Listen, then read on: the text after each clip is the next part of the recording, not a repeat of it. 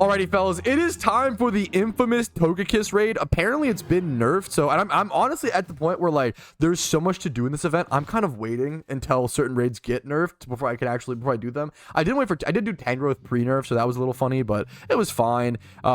This is the Togekiss raid, okay? Now, I always say I recommend Cav. For straight up raid guides, I recommend Cav and his document, and all of his videos are always linked in the description. But for, you want to see the full fight, you want to see the experience, and you want to look back at these raids in the future and see what they were like, to see what we can predict for the future. I think these videos are fantastic as well and have a place for documentary purposes. You want to start this raid with one person on Tailwind Murkrow, or any sort of Tailwind. One person setting Tailwind. You're going to have 3 other people throwing off Icicle Spears, most likely from Cloyster. Weavile works as well, just getting off as much damage as possible. You can see this here in the small cheat sheet up in that middle left part of the screen.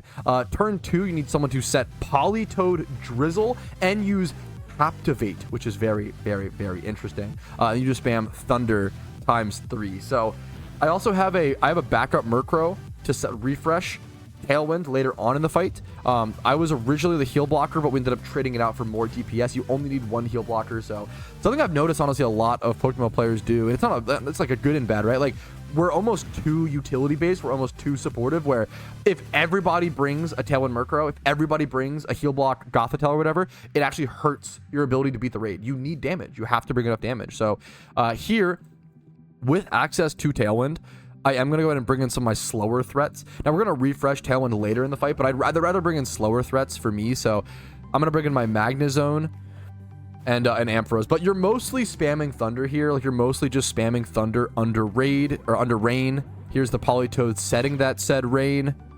I'm going to go ahead and just spam Thunder here on the Togekiss. It's really just Ice move to start and then Thunder spam to go, you know? So, yeah, apparently Jirachi got nerfed as well, which I'm super, super happy about. Like, sometimes it's just worth the wait a little bit, honestly, to have an easier time. But if you want to race to be the first, that's fun, so I get it, you know. All right, we're doing, I'm honestly surprised. Nice para. I think it's a 10% chance. It might be 30% with Thunder, to be fair. Extra little, you know, effects like that can be nice in raids. They're not crucial, nor do they, like, it's not worth going out of your way to, like, throw off a T-Wave or throw off a Will-O-Wisp. Most of the time, it's a waste of a turn to do that, but if you get it as a side effect from a move, it can be nice, because they shake off the extra effects. They heal their ailments every few moves or so.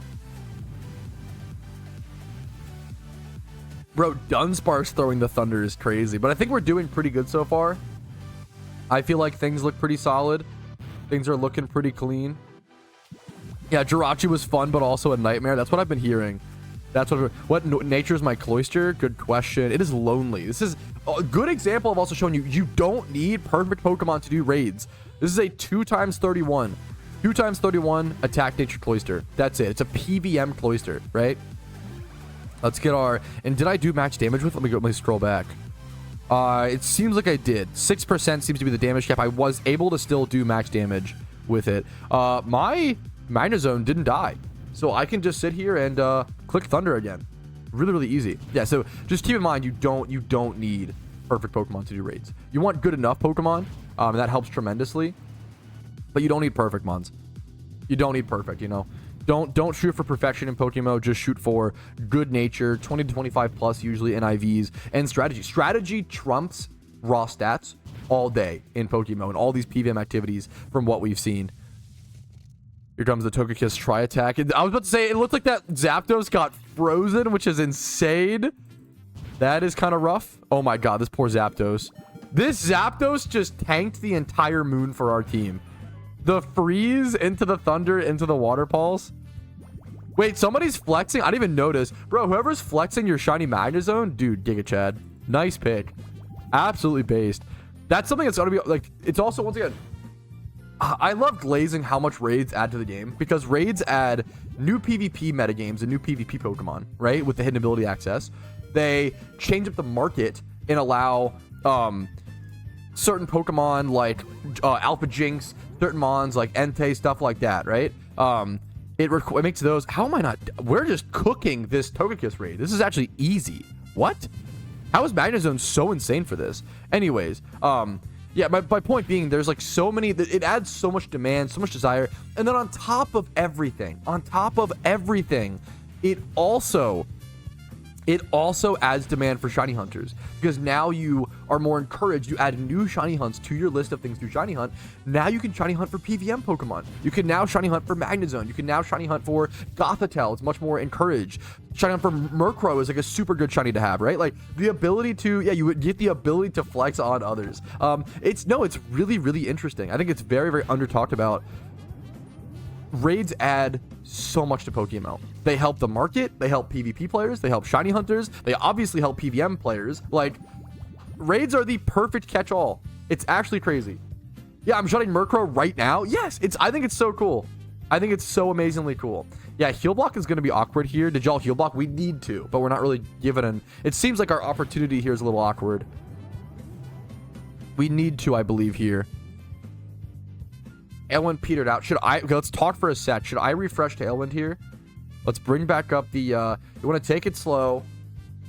I got it this turn. You Tailwind. Okay, beautiful. I can refresh Tailwind. Pat Tailwind. Oso heal block. Look at Cody with the calls. Okay. Yeah, this raid was perfect.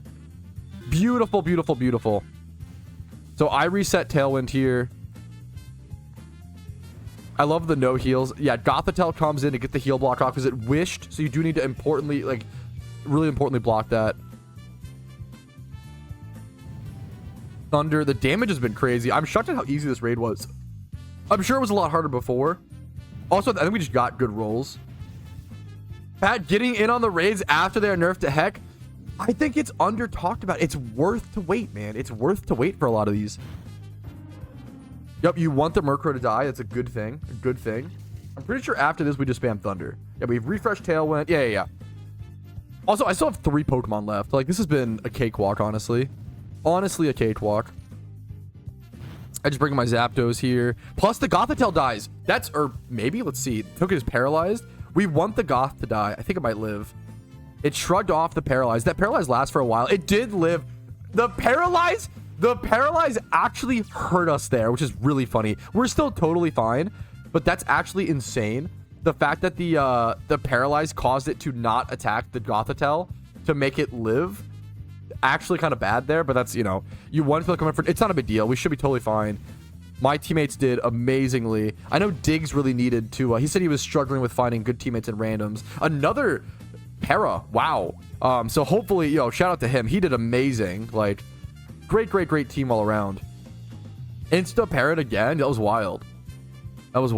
Did the nasty plot boost all of them? That's so crazy. We're all doing like max damage with our thunders. Insane good damage. Nice work, everybody. Nice work, guys. Togekiss is now down to 12.5% HP. The Gothitelle gets taken out. It's a good thing. So now that getting focus is important. So now we can actually bring in more DPS. I always say one of the biggest mistakes I see players make is focusing survivability too much in raids. You don't want to be just sitting there alive in a raid. Like, it's better to if you have 6 Pokemon, right? But all your teammates are getting one shot, but you have 1 Pokemon out, and that one Mon that you have that's like unkillable, it literally is not losing the raid. That Mon just does like 2.5% damage or less each turn. It's not actually that good in my opinion. I feel like at that point you're hurting your teammates because you're not being targeted, you're not actually adding that much value. Whereas a lot of these raids are DPS fights at this point. Like, I could see a lot of players. That's what a bid raider would say. Yeah, I'm sponsored by Bid. Yeah, true. I feel like a lot of players, it's easy to survive the raid and be like, oh man, like my teammates screwed me. But in actuality, you really want to just do damage. Like DPS is so often more impactful. Yeah, a lot of times you're trying to outspeed mechanics. Raids are sort of have become, obviously it depends. Glass cannon builds it's a mixture of glass cannon plus just clicking utility and right moves, and there's a lot of things that factor in. Like, raids are pretty complicated right now in PokeMMO, in my opinion. I feel like the amount of times we've had to this raid used Captivate, right? The Heatran raid used Water Sport and like a million other niche mechanics. Like, it's been really cool to see all the different mechanics and niche moves that have been used throughout these raids. And bam, there we go, Togekiss defeated. But just keep that in mind. Keep it in mind that survivability is not as valuable as DPS most of the time. It can depend, but nowadays, right? It's probably better than Pelipper. For this raid, Politoed was. I forget for the specific reason. I think Pelipper just didn't do enough damage. This was one of the easiest raids for me. My team was just amazing. Like, really nice job, guys. Really nice job. If you guys still need, I still need to do Gardevoir and Salamence after this if you are interested. Beautiful work. Beautiful team. Togekiss is caught. Let's see the IVs. Over into the factor box. 3 times 31. It is 2 times in attack and special attack, so it's not as great, but I'll take this all day. Double 31 in defense and special attack is actually very relevant. 25 plus in the other stats. This is a very good IV Togekiss. I'm super happy with that. But speaking of Togekiss being headed over to the factor box, if you enjoyed this video, the best way to support is by using the factor link down in the description to get 50% off your first box. It supports me and it gets yourself food. It's awesome. Win. Like the video if you enjoyed it. Dislike if you didn't. Subscribe to the channel for more PokeMMO videos every single day and Twitch streams like this Monday through Thursday. I'm not ending the stream, just ending this video really quickly. Have a great day. I will see you guys later, and good luck in your PokeMMO raids. They are tough, and it's a lot of raids to do in a short period of time. 12 raids in 14 days. It's not easy, and you should feel accomplished if you get it done, fellas. Good luck.